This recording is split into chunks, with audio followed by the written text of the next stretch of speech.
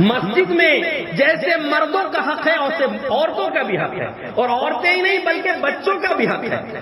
آپ سوچئے پیارے نبی صلی اللہ علیہ وسلم نے عورتوں کو بھی وہ حق عطا کیا ہے، اور بلکہ ان کے لیے لفظ عورت استعمال نہیں کیا۔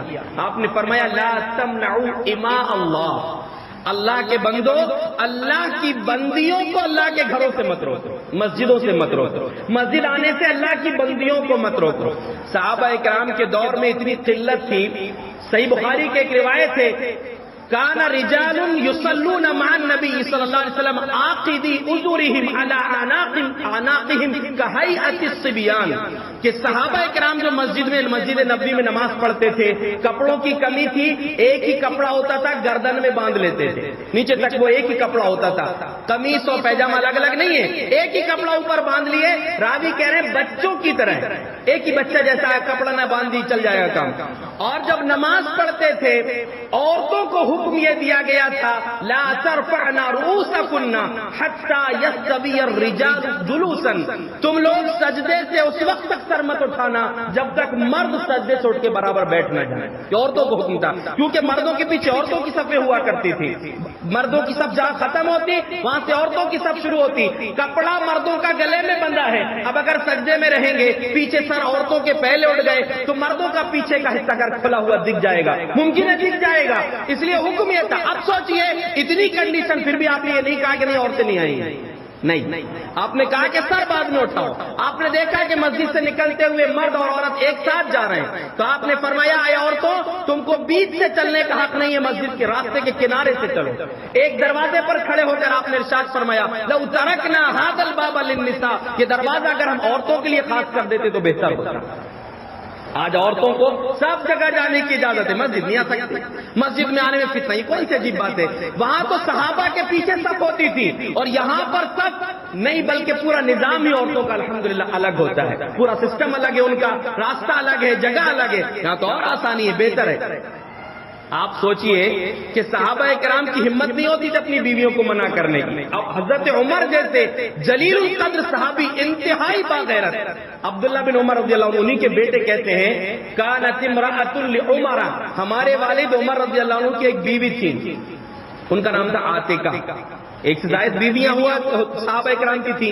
کہا کہ ہمارے والد کی جو ایک اور بیوی تھی وہ تشهد في المسجد، تشهد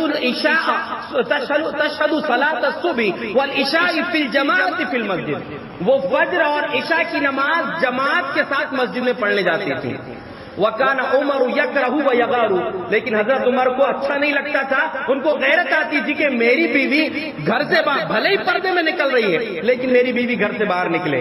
کسی نے ان سے کہا کہ رک کیوں نہیں جاتی، کیوں جاتی ہو، لما تخرجین، کیوں جاتی ہو جبکہ آپ کے شوہر کو تو پسند نہیں ہے؟ کہا کہ ما یمنعہ ان ینہانی، روک کیوں نہیں دیتے تھے؟ اگر پسند نہیں ہے تو منع کیوں نہیں کر دیتے مجھ کو کہ نہیں جاؤ گی، بیوی ہوں، منع کرنے کا حق ہے۔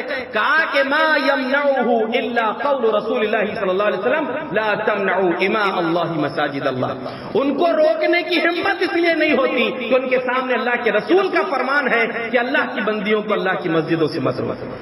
سوچئے صحابہ اکرام کی، صحابیات کی کتنی فکر نبی نے کی ہے۔ آپ صلی اللہ علیہ وسلم نے دیکھا، فرمایا کہ میں نماز میں کھڑا ہوتا ہوں، دل چاہتا ہے خوب لمبی نماز پڑھاؤں، لیکن فَأَسْمَعُ بُكَاءَ الصَّبِيِّ، بچوں کے رونے کی آواز آتی ہے، فَأَتَجَوَّزُ، نماز کو کم کر دیتا ہوں، کراہیتا، اس بات کے ڈر سے کہ اس کی ماں کو تکلیف ہو جائے گی، بچہ روئے گا تو تکلیف ہوگی۔